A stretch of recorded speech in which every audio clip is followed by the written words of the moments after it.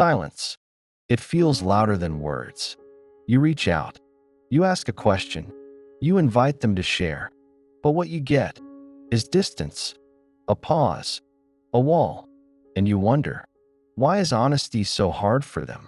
Why do they choose silence when the truth could bring clarity, connection, relief?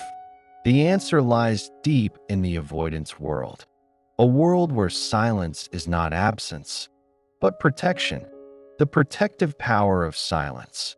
Silence. It is not empty. It is not meaningless. It is not a void. For the avoidant, silence is strategy. Silence is survival. Silence is the only safe answer to questions that feel too dangerous. You may think they are ignoring you. You may think they don't care. You may think their silence is a cruel punishment, a weapon, a rejection. But to them, it is none of those things. It is safety. It is the protective shield that keeps them from drowning in the very thing you are asking of them. Honesty. When you ask an avoidant to be honest, you are asking them to do something that, to them, feels like stripping off their armor. You want their truth, but their truth feels too costly. Honesty means opening the door to their inner world. It means giving you access to feelings they don't even want to face themselves.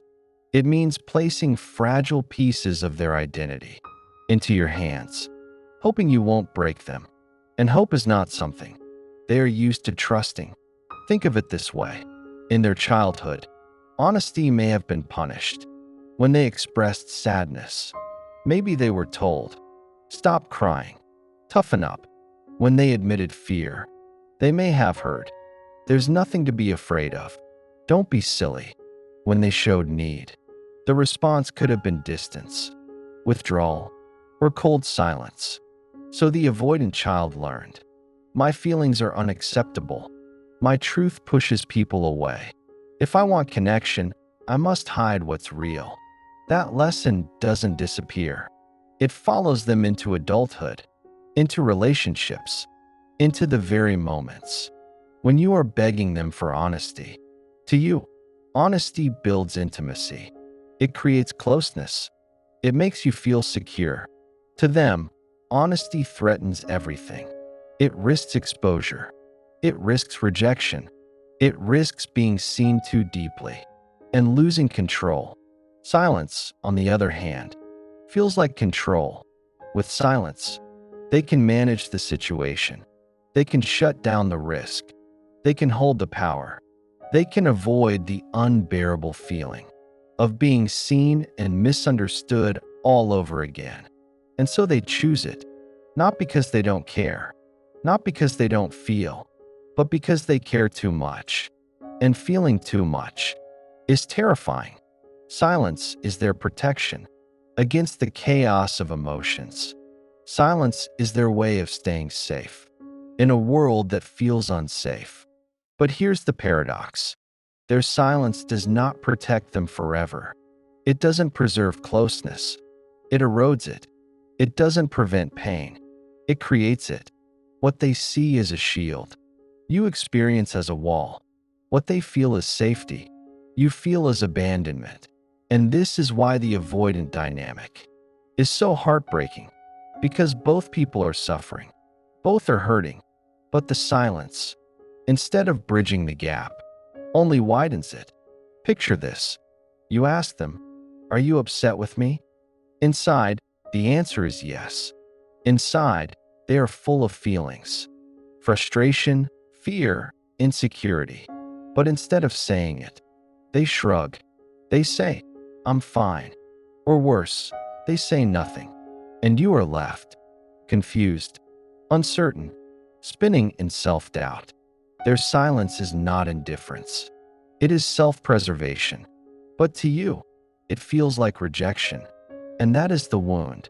Silence, for them, is easier than conflict, easier than explaining, easier than risking that you will not understand. Because if they tell you their truth, and you dismiss it, that pain cuts far deeper than silence ever could. Silence is predictable. It feels safer than the gamble of honesty. This is why so many avoidant relationships feel like living with a ghost. The person is there, present in body, absent in voice. They share space, but not inner life. They are in the room, but not in the relationship. And you, the one who loves them, find yourself carrying both voices, yours and theirs, filling in the blanks, guessing what they think, writing the script of a relationship. That feels one-sided. But here's the truth. Their silence is not meant to punish you. It is not a deliberate cruelty. It is an old wound, speaking through their behavior. It is the child who learned, honesty makes me lose love. It is the adult who still fears, if I tell the truth, I'll be left. And so, silence feels safer than honesty, even if it costs them the connection they desperately want but are afraid to need. The protective power of silence is that it shields them from pain. The tragic cost of silence is that it also shields them from love. Because honesty is the bridge. Honesty is the path. Honesty is the only way two people can truly meet. But for the avoidant, that bridge looks too fragile to walk. That path feels too dangerous to take. That truth feels too costly to risk. And so, they stand back. They retreat. They stay silent. Even when silence hurts you. Even when silence hurts them. This is why, in the world of the avoidant, silence is not nothing. It is everything. It is the only language they trust. When words feel like weapons, it is the only shield they know against the vulnerability of being known. But silence, as much as it protects, also isolates. And this is the paradox that keeps them trapped, choosing safety over intimacy, control over closeness, silence over honesty. The fear behind the silence. Silence always has a root. It doesn't come from nowhere. It grows out of fear. For the avoidant, silence is not about the absence of love. It is about the presence of fear. Fear of conflict. Fear of exposure. Fear of being misunderstood. Fear of losing control.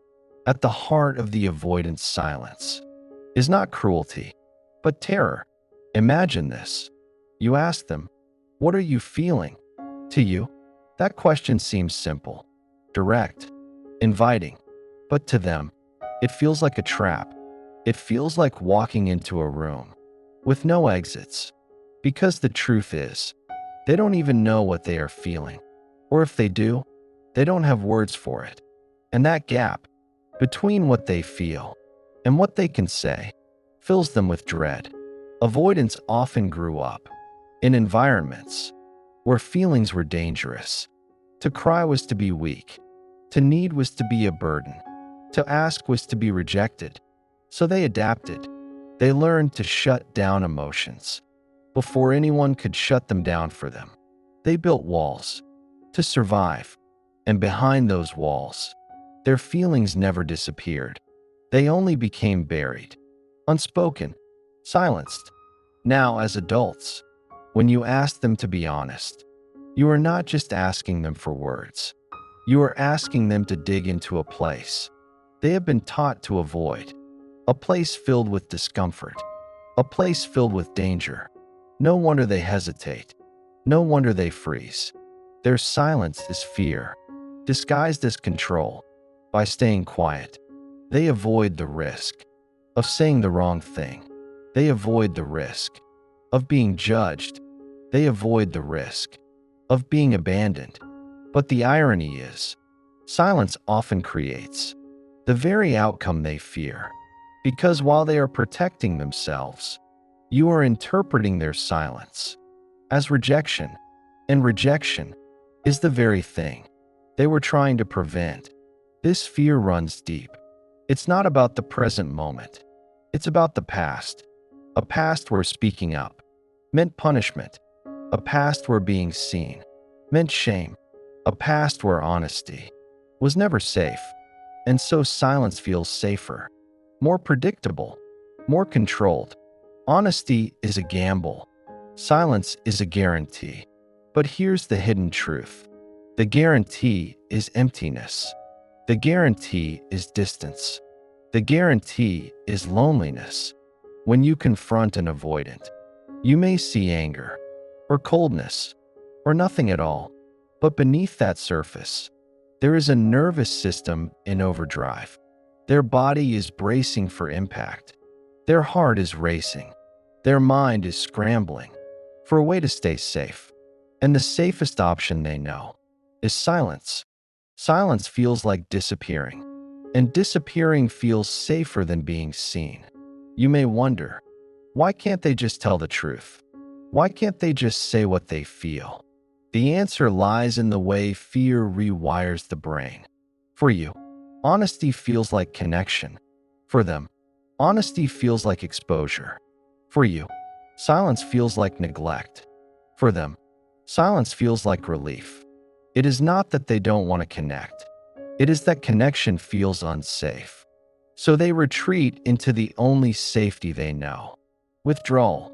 Think about the language of silence. When they don't text back, it's not always disinterest. It's hesitation. When they sit quietly after a fight, it's not always cruelty. It's paralysis. When they say, "I'm fine," instead of "I'm hurting," it's not always dishonesty. It's fear of the fallout that honesty might bring. Silence is not emptiness. It is overflowing with fear. But here's the tragedy. The avoidant fears being misunderstood. Yet their silence guarantees misunderstanding. They fear rejection. Yet their silence feels like rejection to you. They fear losing love. Yet silence drives love away. The very thing they are running from becomes the very thing they create. And so relationships with avoidance often live in this painful cycle. You feel hurt by their silence. You push for honesty. They feel pressured. They retreat deeper. You feel abandoned. They feel trapped. You demand clarity. They withdraw further. Until eventually, both are exhausted. Both are hurting. Both are further apart than when they started. If you listen closely, silence is not absence. It is communication. It says, "I am afraid. I don't know how to say this. I don't trust that I'll be safe if I speak." But because silence has no words, you cannot hear the message. You only hear the void, and the void feels unbearable. Here's what makes the avoidance fear so powerful. They are not just afraid of you. They are afraid of themselves, afraid of the depth of their own feelings, afraid of needing too much, afraid of the pain that honesty might unleash. Because once the words are spoken, they cannot be taken back. And once the truth is shared, it cannot be hidden again. For the avoidant, that feels like too much to risk. So they keep the silence. They guard it. They protect it, as if their very survival depends on it. And in many ways, that's exactly how it feels to them. But what they don't see is that silence, while it shields them from fear, also shields them from love, from intimacy, from the one thing they secretly want the most. Because silence may feel safe, but it also leaves them alone. The fear behind the silence is real. It is powerful. It is rooted in pain. But fear cannot sustain love. Fear cannot build connection. Fear cannot replace truth. And until that fear is faced, the silence will remain, a wall between them and the person who only wanted to know them. The cost of silence. Silence feels safe in the moment, but every silence has a cost. And for the avoidant, that cost is much greater than they realize. Because while they think they are protecting themselves, they are slowly dismantling the very connection they long for. Every time they choose silence, they are making a trade. They trade truth for comfort. They trade intimacy for distance. They trade love for safety. And though it feels easier in the short term, the long-term cost is devastating. To you, Their silence feels like abandonment. It leaves you wondering, do they care? Am I invisible? Did I do something wrong? Your mind fills in the blanks that their words never gave you. And often, the blanks you fill are far harsher than the truth would have been. In this way, silence is not neutral. It is not harmless. It is heavy with meaning. Even though they didn't say, you heard something loud and clear, that you don't matter, that your needs aren't safe, that love isn't returned. Even if none of that is true, silence makes it feel true. And that is the cost. A widening gap between what is real and what is felt.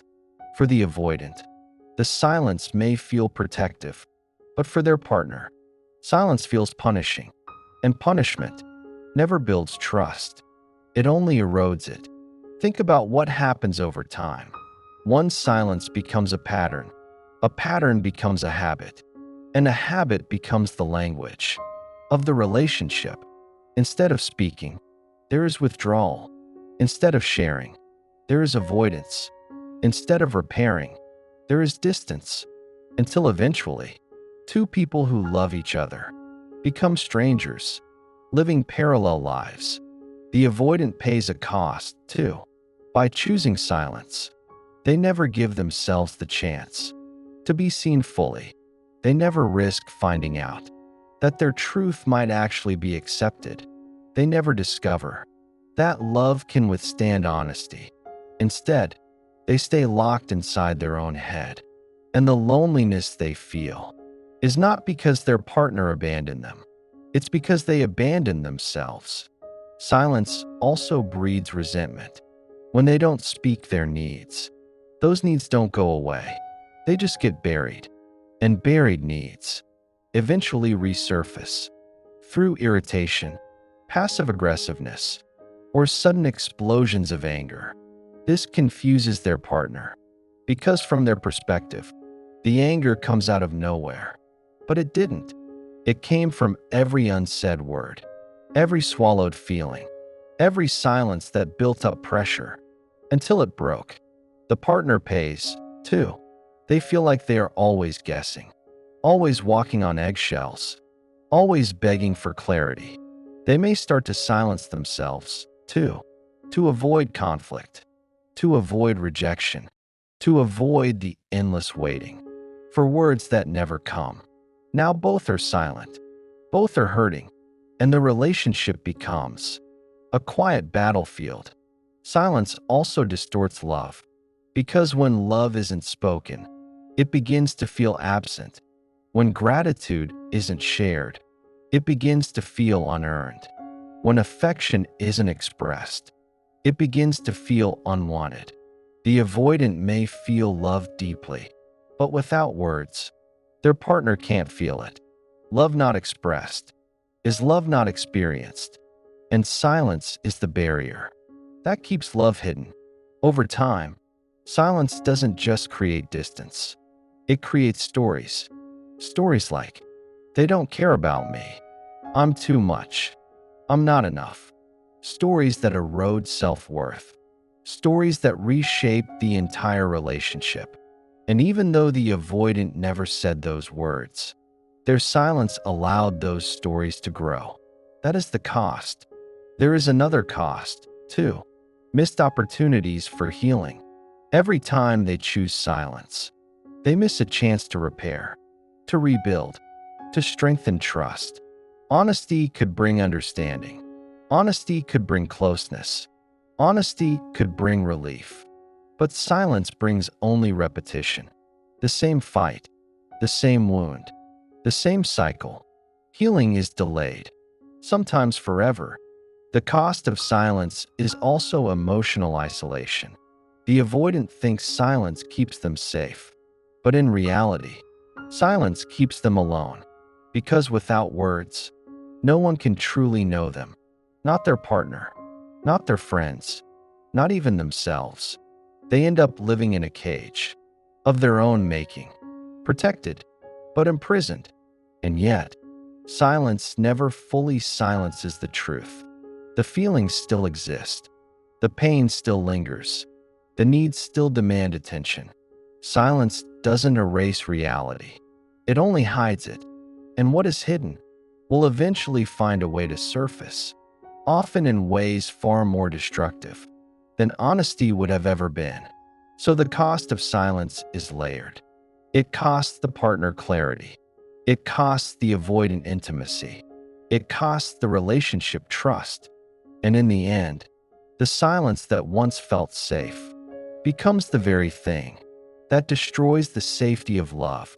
The avoidant may believe that silence protects them from loss, but the truth is, silence ensures it, because love cannot thrive in silence. Connection cannot survive without words, and intimacy cannot exist without truth. The cost is not just distance. The cost is love itself. The silent rules of connection. Every relationship runs on rules. Some are spoken, most are silent. For the avoidant, these silent rules are powerful. They shape how they love, how they fight, and how they disappear. These rules aren't written down. They aren't even conscious. They're learned, absorbed from childhood, from family dynamics, from moments where silence was safer than truth. And once they're written into the nervous system, they feel like law, unbreakable, non-negotiable, absolute. Rule number 1, don't need too much, because needing too much was once punished. It led to rejection. It led to shame. It led to loss. So the avoidant learns, better to silence the need than to risk the pain of exposing it. Rule number 2, don't reveal too much, because revealing too much means handing over power. It means giving someone the tools to hurt you. So they withhold, not because they don't feel, but because feeling out loud feels like danger. Rule number 3, distance keeps you safe. Closeness feels warm at first, but then it begins to feel overwhelming, suffocating, threatening. The rule says, when love gets too close, pull back. When intimacy deepens, go silent. Not because they don't love you, but because silence feels like air. When the closeness feels like drowning. Rule number 4, honesty makes you vulnerable. Somewhere along the way, honesty became linked with loss. Maybe they spoke up and were dismissed. Maybe they cried out and no one came. Maybe they told the truth and it was used against them. So now, honesty doesn't feel like healing. It feels like risk, and silence feels safer. Rule number 5, love is conditional. They may not say it. They may not even know it. But deep inside, they fear that love only lasts if they manage it carefully. So they hide the messy parts. They silence the needs. They present only what feels acceptable. Because if love is conditional, then silence becomes the strategy to keep it. These silent rules are invisible to their partner, but they are the script that runs the entire relationship. And when you don't know the script, you keep stumbling through the scenes, confused, frustrated, hurt. You think you're in a dialogue, but you're actually in a monologue, because the avoidance lines never make it to the stage. The tragedy is, these rules were created to protect them, but now they only trap them. By obeying these rules, they avoid pain in the moment, but guarantee it in the long run. Because rules meant for survival are not the same rules that sustain love. Let's look closer at how these rules show up in daily life. When there's conflict, the rule says, go silent, don't engage. So instead of resolving the fight, they disappear. They leave you stewing in uncertainty. And the conflict, instead of shrinking, grows larger in the silence. When there's intimacy, the rule says, pull back, don't get trapped. So after a beautiful night of closeness, they retreat. They become distant. You feel punished for connection, even though you did nothing wrong. When there's vulnerability, the rule says, Keep it inside. Don't share it. So when they're hurting, you don't know. When they're scared, you don't hear. When they're proud, you don't celebrate. The silence swallows both joy and pain, and love is left hungry.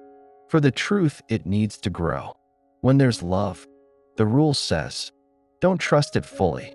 So even when they love you deeply, they hesitate to show it.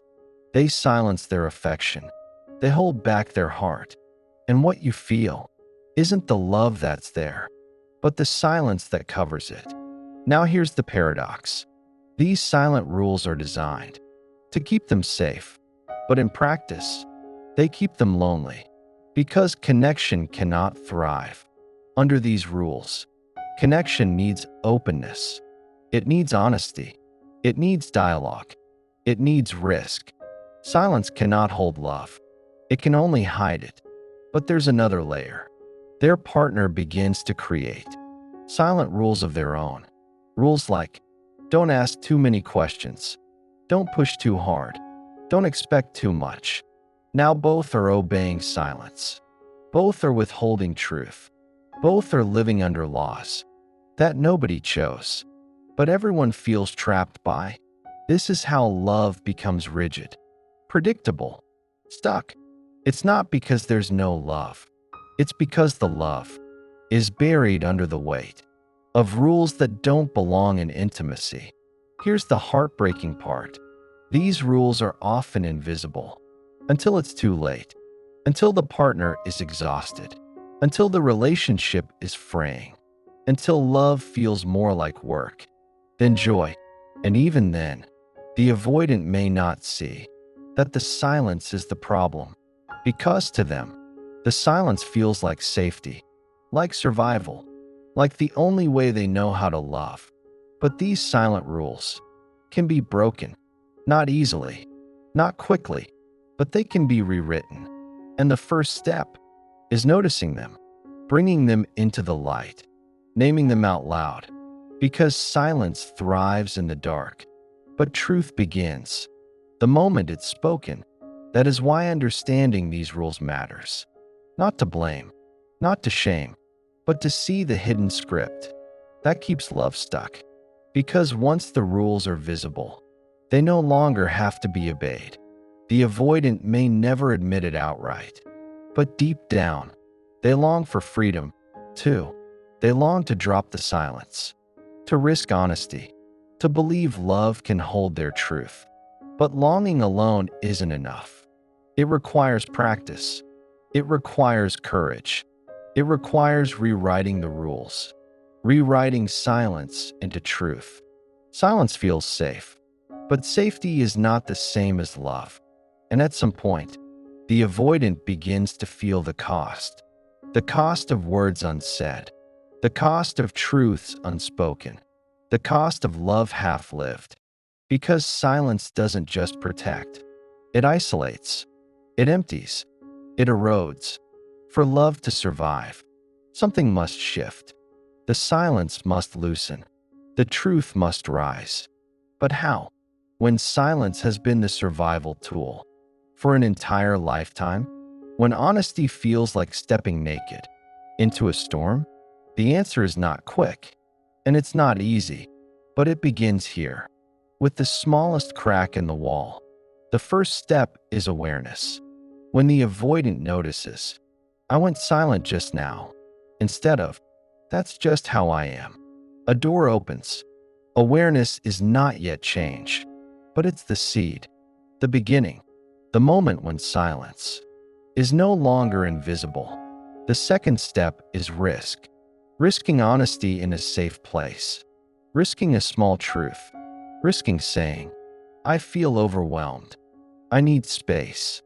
I do love you, but I don't know how to show it. These words feel impossible at first, but every time they are spoken, the nervous system learns. The world does not collapse. The love does not vanish. The truth can be held. The third step is presence. Silence thrives in absence, but honesty requires presence. Being willing to stay in the room, being willing to remain in the discomfort, being willing to let the other person's reaction exist without running from it. Presence says, I don't have to disappear to be safe. Presence says, I can be here, even when it's hard. The fourth step is rewriting the meaning of honesty. For the avoidant, honesty was once tied to danger, but it can be rewired. It can be linked to love, to closeness, to connection. When honesty becomes associated with deeper intimacy, instead of loss, silence loses its grip, because now the nervous system learns.